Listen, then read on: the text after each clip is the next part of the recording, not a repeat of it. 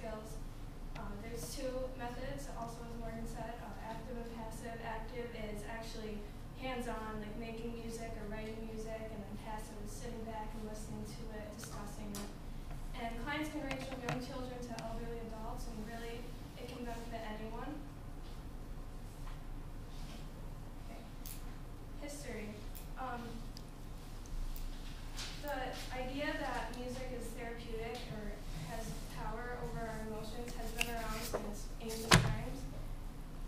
So an example, shamanism. Before science gave us an explanation for illnesses, the common belief is that they could be cured with magic.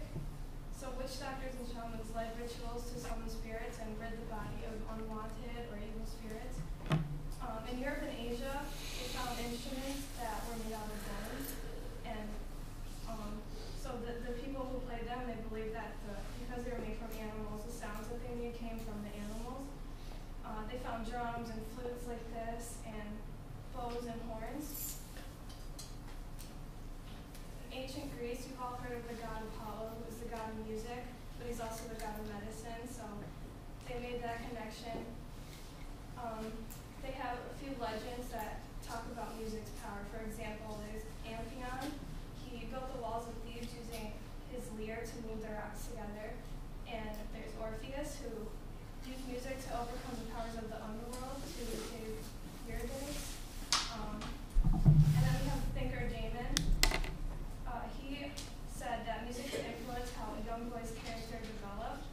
So certain modes and rhythms corresponded to certain traits. And so he had the first argument for regulation of music by the state so that he could regulate how their characters developed so that they only had good characters. And then Plato, he agreed with a lot of what Damon said. He went on to say that music and dance have ethical qualities because they're encoded in the music by the people who make it. So the qualities that are in the certain types of music come from actually the people who make it. They're encoded in it. And then the last one, Xenocrates, I think is how you pronounce it. He was Plato's student, and he actually used music therapy. So this is the first time I found in my research that they actually used music therapy to cure his therapists. Okay, medieval Europe. In my research, I found two key people from medieval Europe who studied the therapeutic power of music. First is Johann de Grocio, and he said that certain songs sung by young people on feast days could suppress amor hilaros, or excessive sensual longing. So again, there's more regulation of music. And then the other one was William of Auvergne. He was the bishop of Paris, and he wrote about what he called diseases of the spirit, which we think of now as depression, neurosis, or phobias, but he was referring to insanity and other mental disturbances, and he found that music could cure these diseases of the spirit. And he also said that doctors may not be as capable of treating them because of the way that music can actually touch them and affect the brain. Okay, next I have the Renaissance. In the 18th century, physicians relied on experimentation and observation. They're starting to become more aware of the importance of a patient's environment and their mental state, including making their environment sterile and making sure they feel comfortable. And so I have one thinker here, Richard Rockleby, and he had musical remedies for excessive emotions such as happiness or sadness, and also diseases like delirium, frenzy, maniacal cases. And he also said that the mind has a disposition to be pleased or displeased by certain sounds, and this depends on the mind looking up the greatest amount of consistency with the greatest amount of variety. And so it was because of this that he said that consonant music is the most effective, and it's what people like to listen to, the most pleasurable. And this amount of pleasure received from music varies from person to person. Okay, and music therapy as an actual profession, it became a profession in the last part of the 20th century, and we can pretty much pin it on Canon Frederick Hill Harford. He was a firm believer of the therapeutic effects of music. conducted experiments and he publicized his ideas of music and medicine and tried to get people to go along with him. And he actually had a lot of followers. So he set up a rehearsal and he had a lot of musicians show up and they became known as the Guild of St. Cecilia. And they went to hospitals and cared for patients. And the American Music Therapy Association, it emerged in 1998, and it came from two different organizations that were founded in 1950 and 1971, which merged. Its mission is to advance public knowledge of music therapy benefits and increase access to quality music therapy services. It also establishes a criteria for the education of music therapists. So they now have this organization to give a criteria for people who are being educated to become therapists. Okay, next I'm going to talk about methods. As you know, there's passive methods and there's active, but I also broke it up into 4 specific methods. So first is the receptive method, which involves listening and responding to either live or recorded music. So you can use the music as a rhythmic support to encourage movement, exercise, to get up. This is good. I'll talk about this later for people in prisons and cramped spaces, to get up and move, or people who are in the hospital all the time. It also allows for expression of thoughts. It's a good way for the patient to examine their personal emotions and also for the music therapist to understand what they're feeling and try to help them. And then also music is used to assist relaxation, to relieve anxiety. Okay. Improvisation is a spontaneous creation of music using media such as voice, instruments, and body sounds. So this is, again, creative expression. It can release energy. It's really good for children. The development of personal insight and the redirection of difficult or counterproductive emotions. So focus more on happy music and having a good time and ridding the negative thoughts. This can be done in an individual with just the patient and the therapist, or it can be done in a group making music together. And recreative experiences, this is singing and playing music that has already been composed. So by doing this, you can develop skills that lead to increased confidence, and even when you participate in an ensemble, you get that interaction, and it ultimately results in you learn something new, so you gain more confidence, and you are more likely to overcome whatever you're going through. And finally, the composition method, which is creating pieces yourself, writing them yourself. It's a means of expression and gives you some self-satisfaction, and you can learn musical concepts, and in the end, you can walk away with something and be proud of it, and it encourages thoughtful work over a long period of time, because it takes a while to write something like that. Okay, and finally, this is the interesting part, at least to me. I broke it up into 3 types of clients: children, adult, and elderly adults, and just looked at some specific cases that you might see with these types of people. So for children, developmental disabilities such as mental retardation, they're disorders which begin during childhood and continue to affect the child's functional abilities as they grow. So by learning songs, you can improve their eye contact, their memory, attention span, etc. And it's a way for them to have success in a fun way, which when they're used to failure. And behavioral disorders, I'm making music again. Some of the same things: self-control, emotional outlet. The therapist can observe them and kind of understand why they have the behavioral disorders. This includes like attention deficit disorder, disruptive behavior, conduct disorders, hyperactivities. They're just social behaviors that affect the child's ability to learn. So music therapy can help them to learn and help them to understand what they're feeling. Then learning disorders. By learning music, you can learn some of the same skills that are used in like the classroom, such as left-to-right eye tracking. Like when you're reading music, it's the same as reading a book. When you're in an ensemble, you have to listen and respond to the other people in the ensemble. That's like communicating. Then along with that is communication disorders. So singing improves speech, and breathing and auditory memory can improve articulation means of expressing their thoughts and emotions. Okay, and finally, physical challenges. A lot of times, music therapists can work with physical therapists to use music as repetitive movement, and they even make modified musical instruments for people with physical disabilities.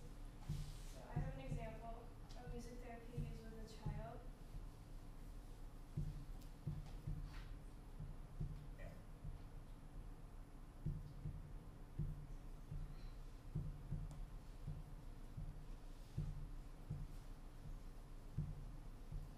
Role can be anything from helping a child who's really anxious by engaging in music.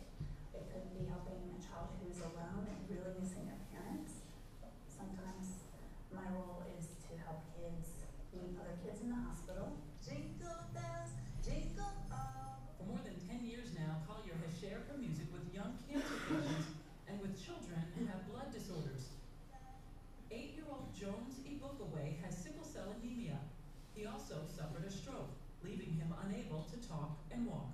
But his mother told us when Jones sees Collier, she was saying, me and Mrs. Jones, and he would, bust out laughing.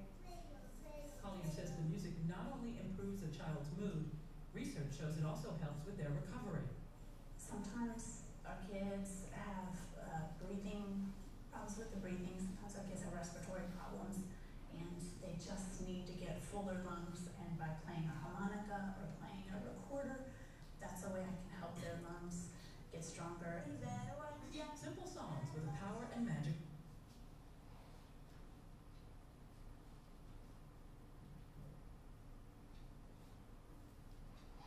Okay, and next is adults.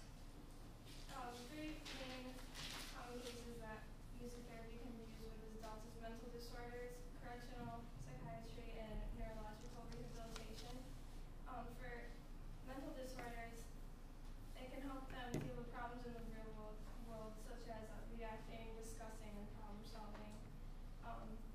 The nonverbal musical expression can be used for observing and understanding emotions, both for the patient themselves and for the therapist to assess the patient. Correctional psychiatry, I was actually interested to read this because I wasn't expecting it. I was expecting like hospitals more than anything, but this can actually help prisoners and violent people improve their respect for others and decrease their impulsivity, and it like I said earlier, encourages movement when they're living in the cramped cells. And then finally, neurological rehabilitation, such as traumatic brain injury, stroke, and conditions such as Huntington's and Parkinson's diseases. Music can help retain lost abilities and can aid the recovery process and teach adaptive and coping strategies. I found an example from Sing Sing of prisoners who are actually in an ensemble and are creating music, and there's even one who writes it.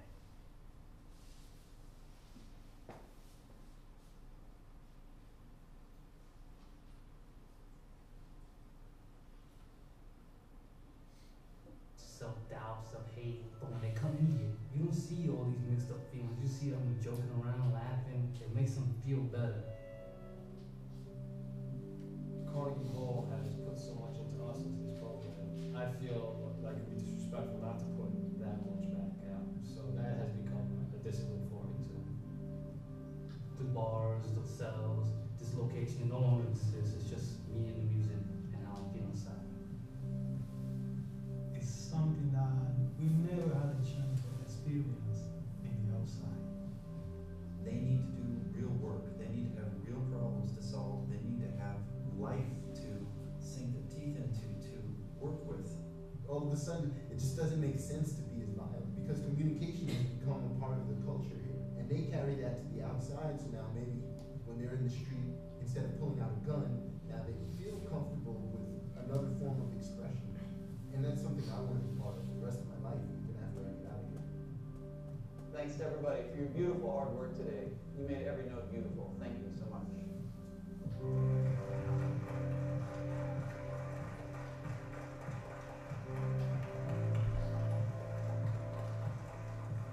I just found that so interesting. Looking at these people, you wouldn't know that they were really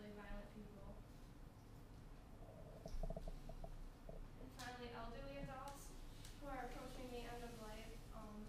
They have a loss of ability to function and also loss of loved ones and career identity. So they're at a really hard time in their life. Music can replace feelings of worthlessness and despair, give them energy and pride, gives them an opportunity to be creative when they usually don't because they're done with their job and they're alone a lot of times. It reminds them of happier times, gives them something to be happy about. And you can also use group therapy with the family to bring the family together and enjoy the time together. So, I have a video. This is really amazing to me. This is an older man who had trouble responding to people and talking. He was very nonverbal, and he listened to music from his era, and it's amazing the effects that it had on him.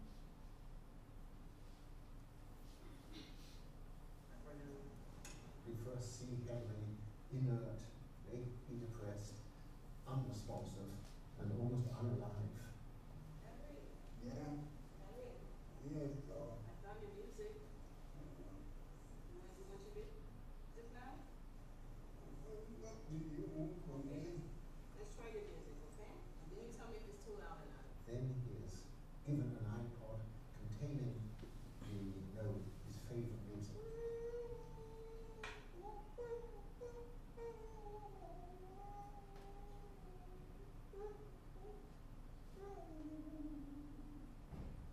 And immediately he lights up. His face assumes expression. His eyes open wide.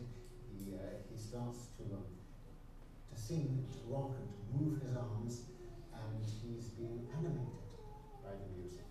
And he used to always sit on the unit with his head like this. He didn't really talk to much people. And then when I introduced the music to him, this is his reaction ever since.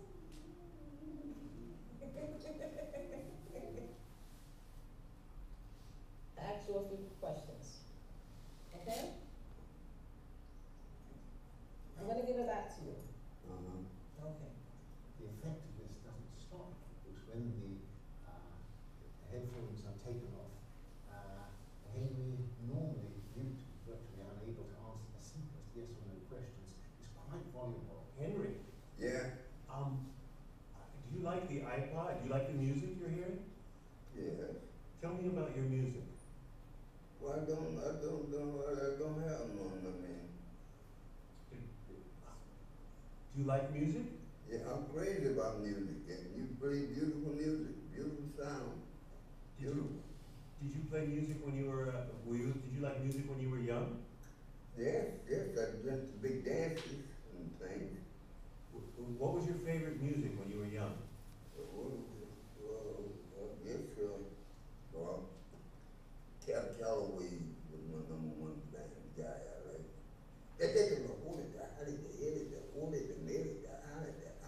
What's your favorite Cab Calloway song?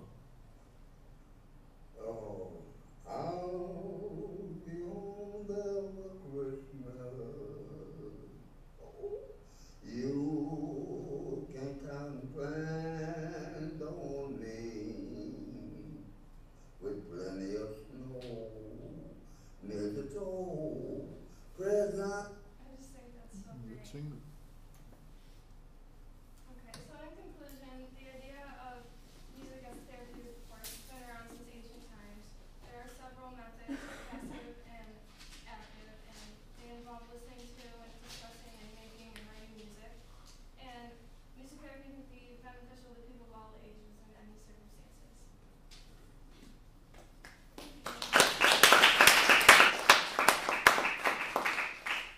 We'll do you next time. Questions for our panelists? No questions. I have a question. Miss Bridget, did you read the article on Muzak? Yes. The business that they were talking about, you guys, listen up, class is not over yet. There is a company, or there was a company, called Muzak. And when I grew up, to call something Muzak was the worst insult in the world. It was like the background music, okay? And they made a big, do you want to talk about this? Do you know about this? Yeah, I had it in my paper. They opened in 1934. I didn't do a lot